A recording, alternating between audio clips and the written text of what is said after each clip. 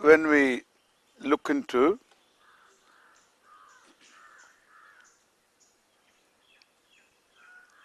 the scheme of things, we understand it is intelligently put together, presupposing knowledge. Knowledge has to rest in a conscious being. That conscious being must also be the material cause for this scheme of things. In other words, whom we call Bhagavan, Ishvaraha, another word. In English they say God. This Ishvara, I will use the word Ishvara hereafter. We will analyze the word Bhagavan and Ishvara also when the time comes. This Ishvaraha is not just the maker, is also being material, is the very thing that is made. The made and the maker are one and the same. Anything we think of Bhagavan is going to be absurd if that Bhagavan is not both the maker and the material cause.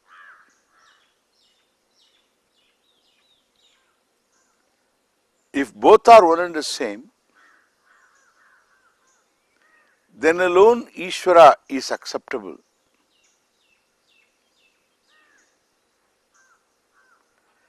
If you say Ishvara is, God is formless and is in heaven, it also becomes laughable. Inasmuch as the formless doesn't have a location. Formless doesn't need a location. If you say both, Ishvara is both formless and all forms are not separate from the formless, then you need to be understood. We say that. We say both. Ishvara is essentially formless and no form is separate from the formless. Even if you look at through the eye of a physicist, every form is formless. If every form can be reduced to atoms, atoms can be reduced to particles, particles have no form. Each form is formless. We can go further. This we will analyze later.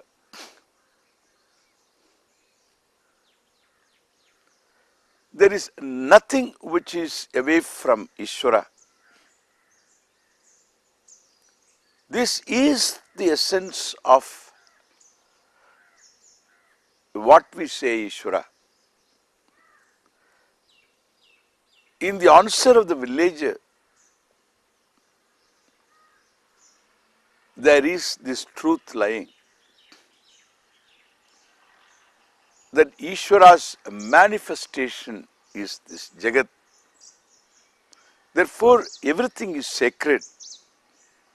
Space is sacred, time is sacred. We say Kalaha is a Devata, is Ishvara. Even Akasha, the space, is Ishvara. This is purely spiritual. Religious, you can say, it is really a vision.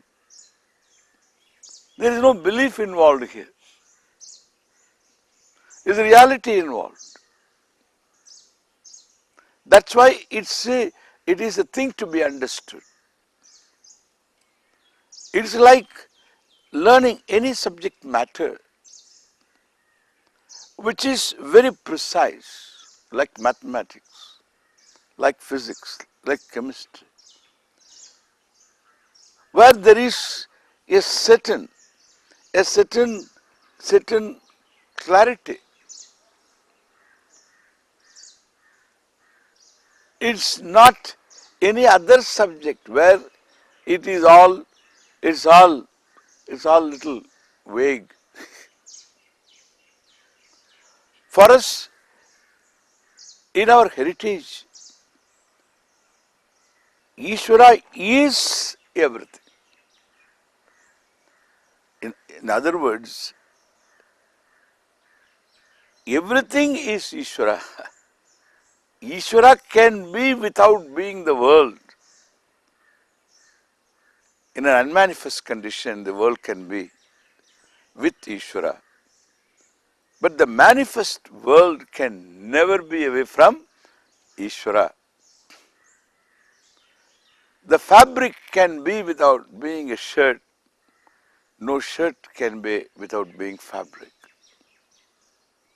The effect is never separate from the substance cause, and the substance can be without being effect. This is what we say, that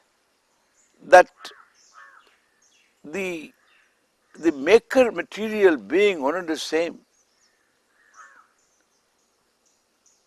Your attitude also is going to be in keeping with that understanding. This is objectivity. I say this is spiritual pragmatism. If you are going to be pragmatic, you have to take into account all that is there. You don't leave anything out. But all that is here is Ishvara. Therefore, there is no question of any belief. For us, so God is not a matter for belief. It's a matter for understanding. Any understanding is, of course, is believed to be true in the beginning. Pending understanding, we call it Shraddha. That's an Indian Sanskrit word which is there in every regional language also. Shraddha. Pending understanding. If everything is Ishvara, then there is nothing to believe. Pending understanding, you can say, yes, I would like to know how it is. You can't even dismiss it.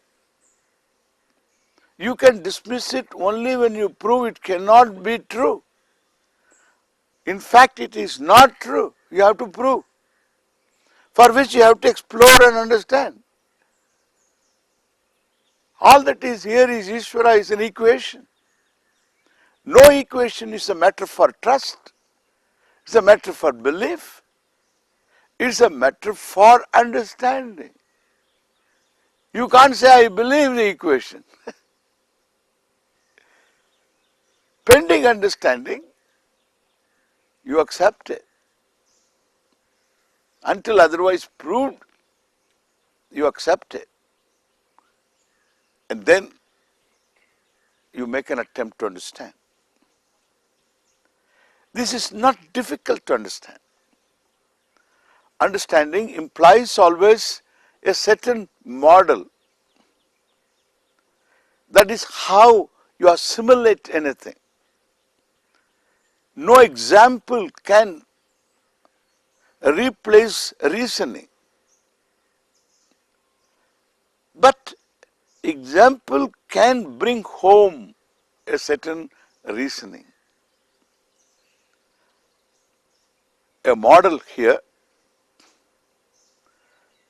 is very appropriate one we can cite from our own daily experience. When you sleep, you don't experience time, space, and in time, space, object encounter. You don't see anything.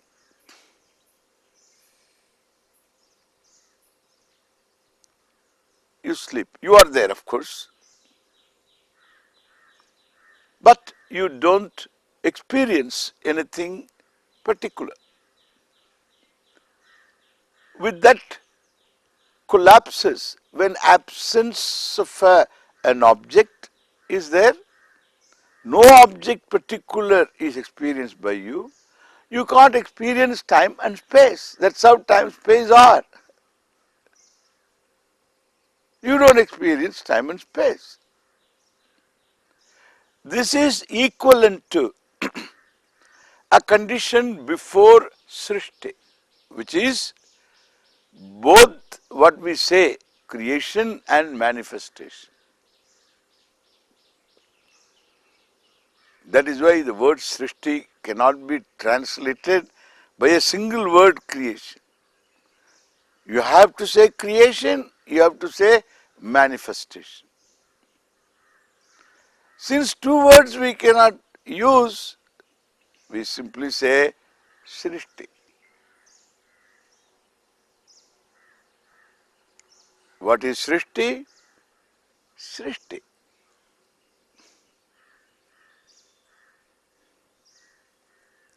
No Srishti in sleep.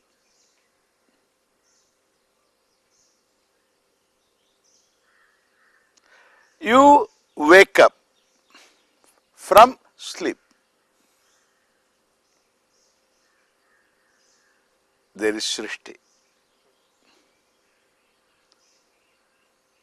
If your waking up is half,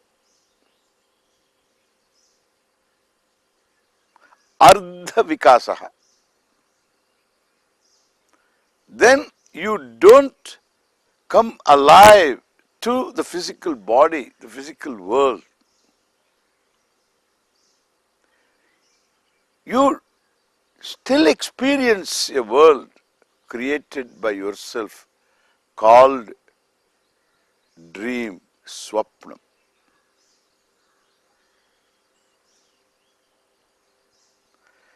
In dream,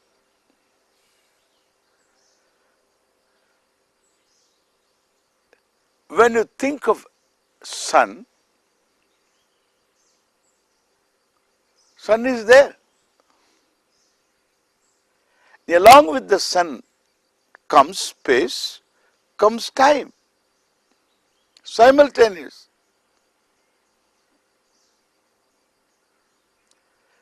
You don't create space and time and afterwards put sun there. That's modern physics.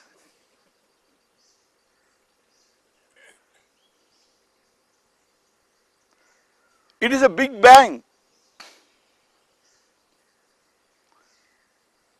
When you see the sun, there is time, there is space, there is sun. When you think of earth, earth is there. Think of trees, trees are there. Think of birds, birds are there. Think of mountains, mountains are there. think of people, people are there.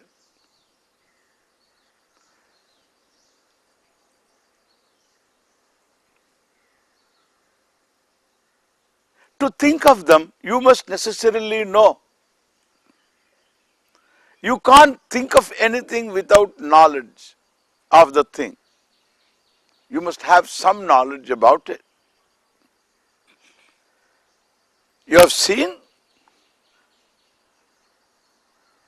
you have some knowledge,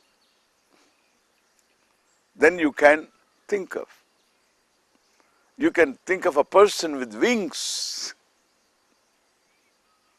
You know wings, you know the person, you have seen some pictures of angels with wings. You can attach wings to a human body. You can see in dream. But you can never create in dream a gagabugai. You may ask, what is gagabugai? That is why I used the word gagabugai, because I don't know.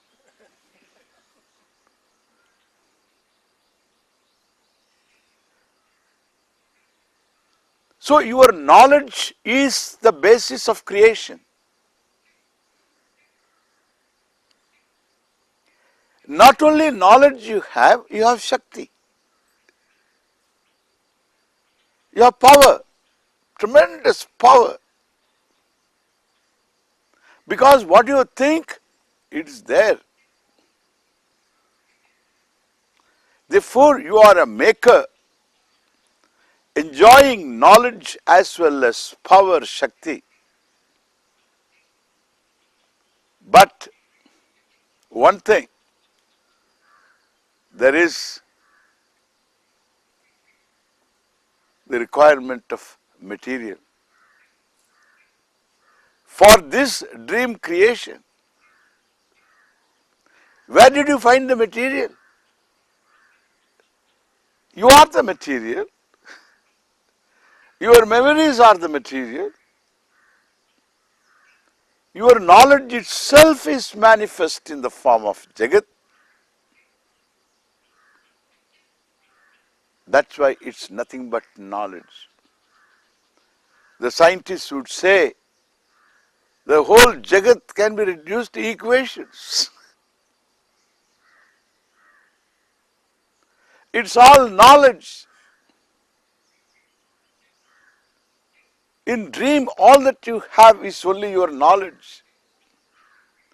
And you being the material cause, you are the maker. You create, therefore. You being the material, you manifest in the form of sun in time and space. Time, space are you. Sun is you. The earth is you. The trees are you. The birds are you. And the people are you. Clear? You are the maker and the material. This is your daily experience. Now you can assimilate Ishvara. Ishvara's knowledge is manifest in the form of Jagat, including your body, mind, sense complex, which has this possibility of creating dream. Ishvara is manifest in the form of Jagat. And therefore I say, Jagat is nothing but Ishvara. You can understand what Ishvara is. That is why we don't say in our heritage, Ishvara is male.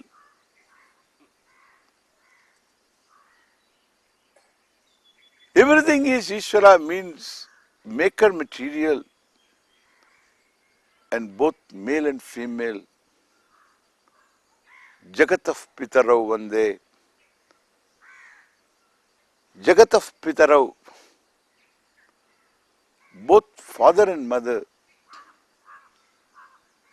one conscious being. We don't say there are many gods. We don't say there is one God whose address is somewhere. You have to give the apartment number and street and city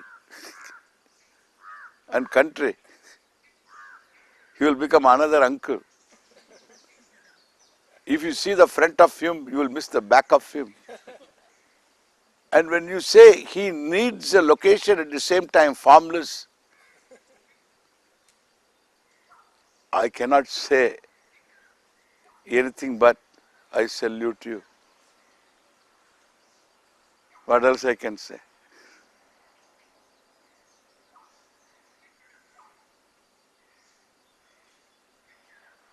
Both male and female. Necessary, we will see the necessity of that. It is our way of looking at Ishvara. We can look at Ishvara as both father and mother,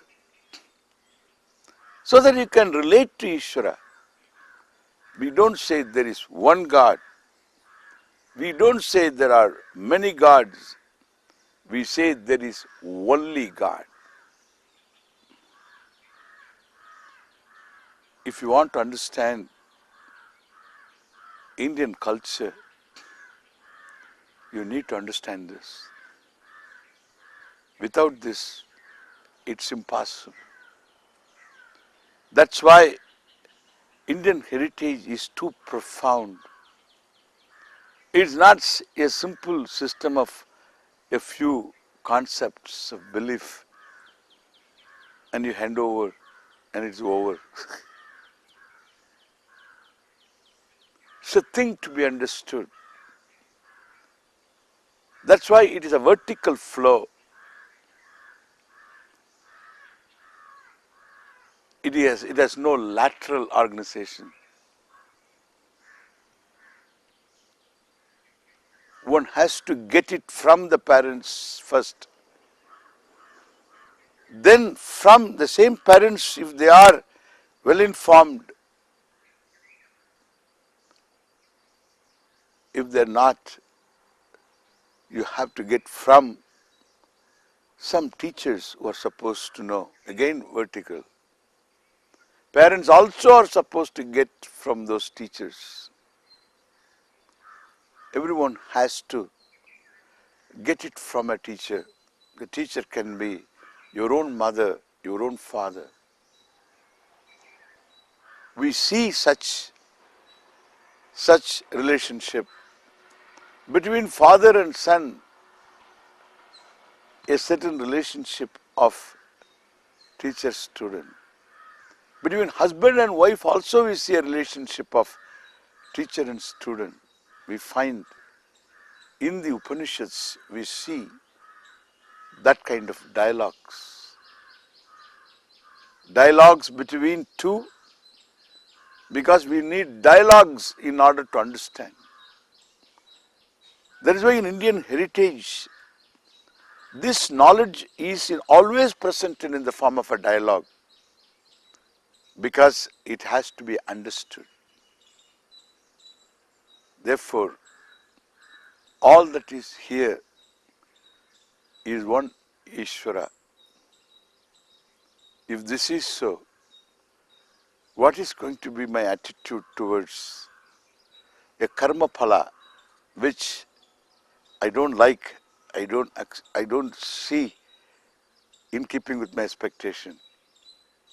Well, that attitude we will see next time. Thank you.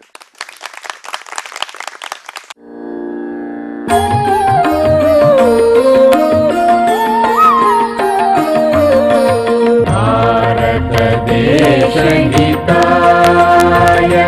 भरतादि महामतिसे